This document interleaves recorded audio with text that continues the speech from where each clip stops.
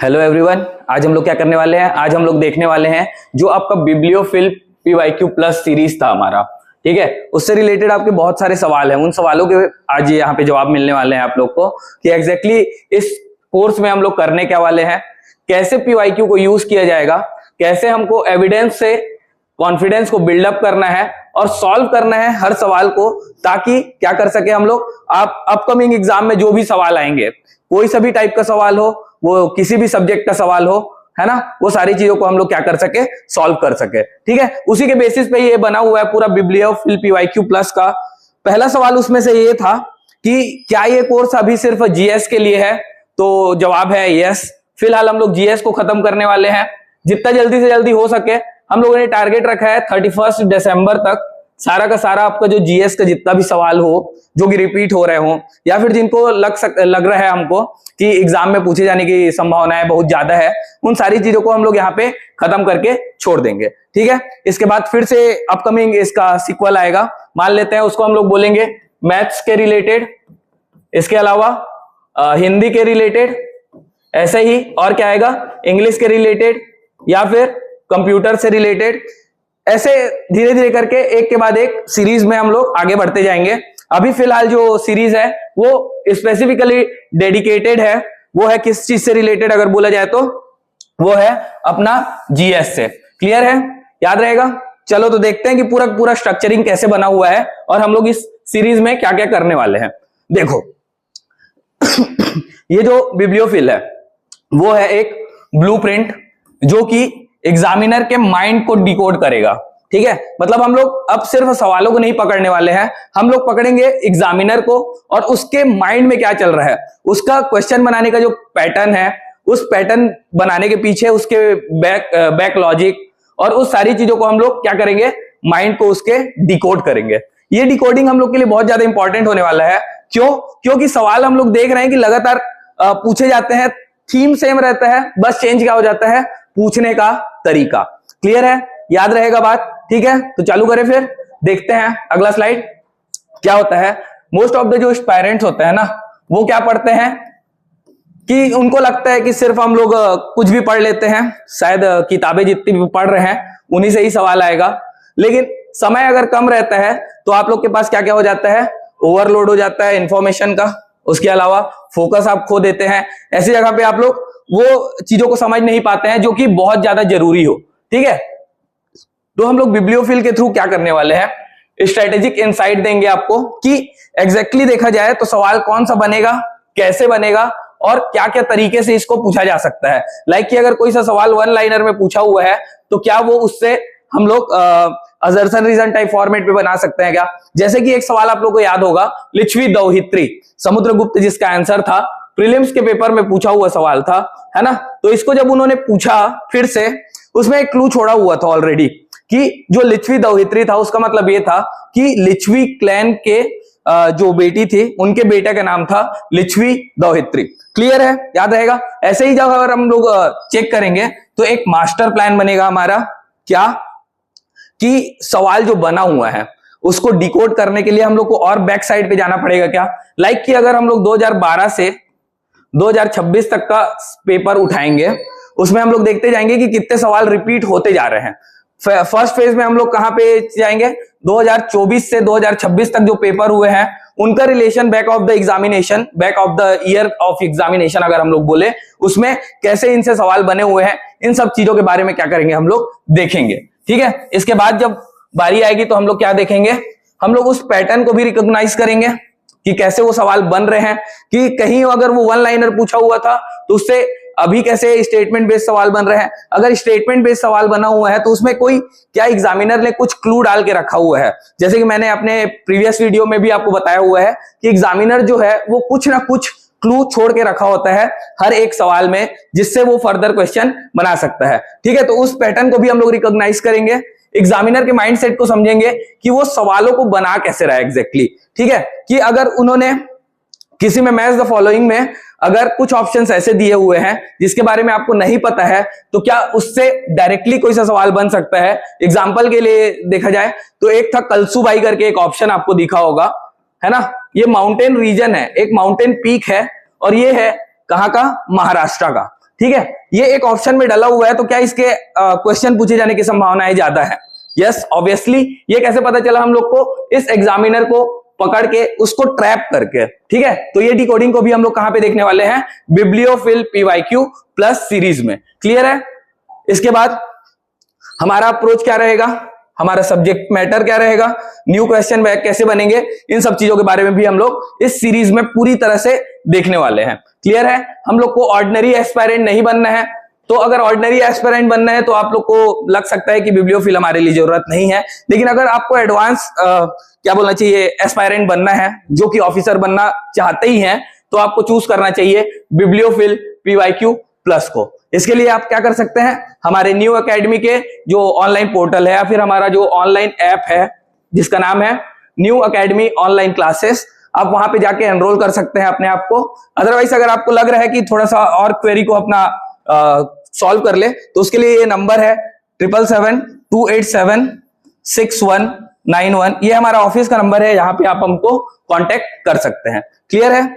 अगला देखिए, अगर तो जो अपना पूरा का पूरा एग्जामिनर का माइंडसेट है वो कुछ पिलर्स पे बना हुआ होता है, जैसे कि वो हमारे लिए एविडेंस छोड़ता है, जैसा कि मैं आपको फर्दर पिछले जो हमारे वीडियोस थे उसमें बता चुका हूं कि एग्जामिनर का माइंडसेट कैसे काम करता है।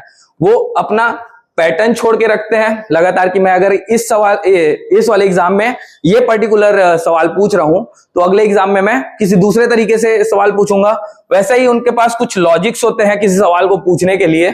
जैसे कि मान लेते हैं अभी एक एग्जाम हुआ था, उसमें पूछा गया था कि जो अपने करंट अफेयर का सवाल था, एग्जैक्टली अगर बोला जाए तो उसमें क्या पूछा गया था कि 26 जनवरी पे इस बारी जो आए हुए थे, क्या बोलना चाहिए, जो यूरोपियन यूनियन के, यूरोपियन कमीशन के जो हेड थे वो आए हुए थे।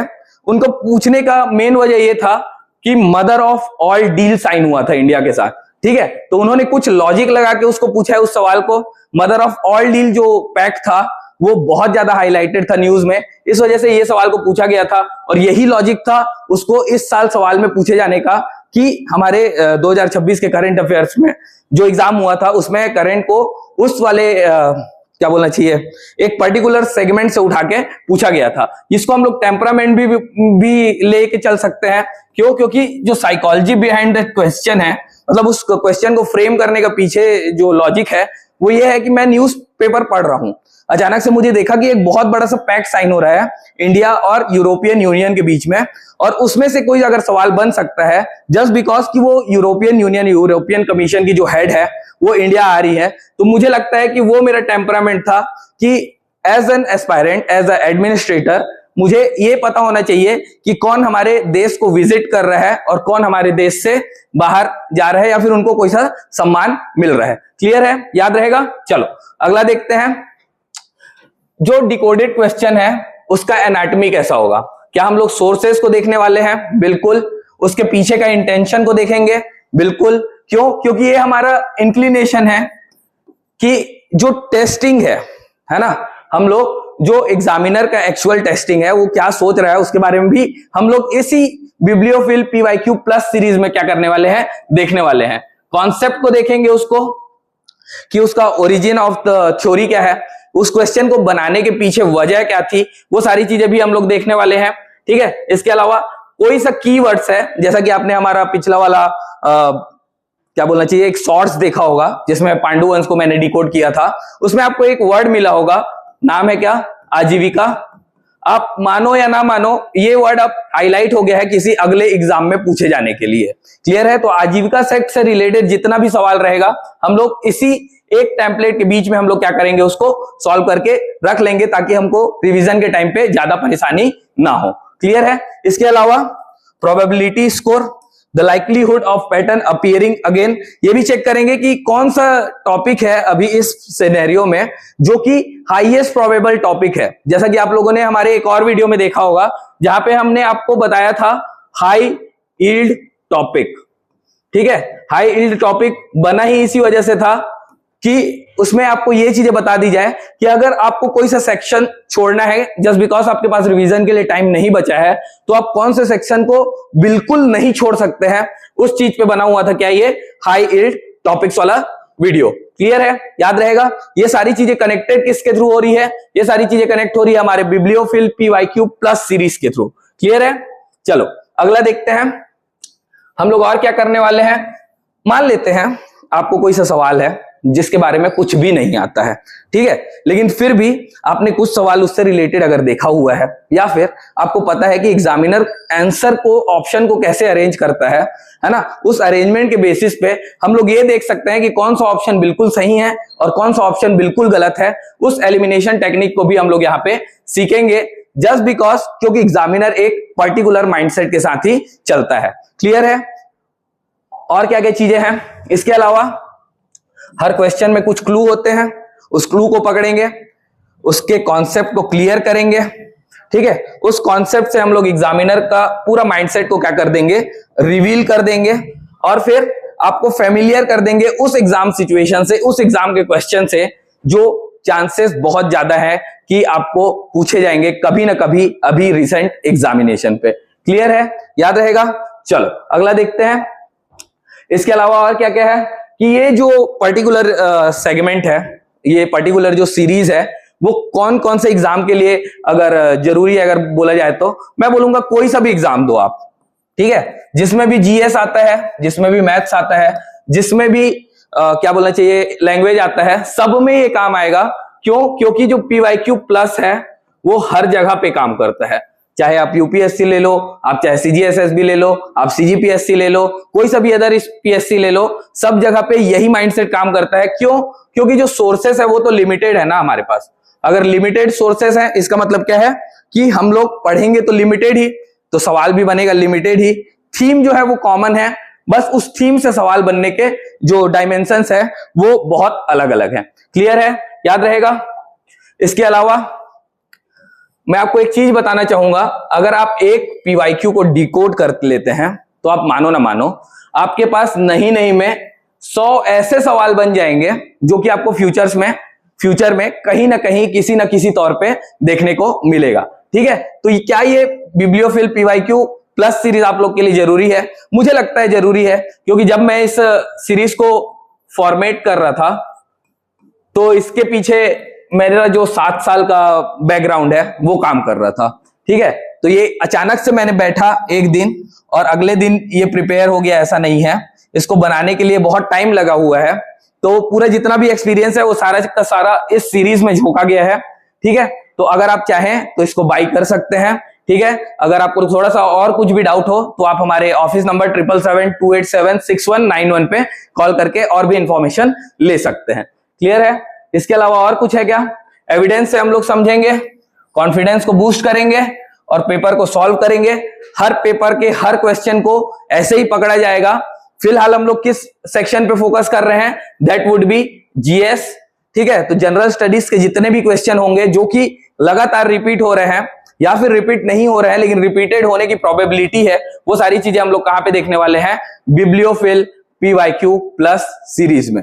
ठीक है, अगर आपको ये वीडियो समझ में आया हो या फिर कोई भी डाउट हो तो आप हमको डायरेक्ट कांटेक्ट कर सकते हैं, हमको कमेंट में बता सकते हैं कि आपको कोई इशू अभी भी फर्दर फेस करना पड़ रहा है तो, या फिर इसके अलावा आप लोग हमको हमारे ऑफिस नंबर पे डायरेक्टली अप्रोच कर सकते हैं। ऑफिस नंबर है 777-287-6191। ठीक है, अगर वीडियो पसंद आया हो तो कमेंट करके बताएं, शेयर करें जितने ज्यादा से ज्यादा हो सके, और इसके अलावा अगर आपने अभी तक चैनल को सब्सक्राइब नहीं किया है तो please do subscribe to our channel. ठीक है, मिलते हैं नेक्स्ट वीडियो पे। Thank you very much.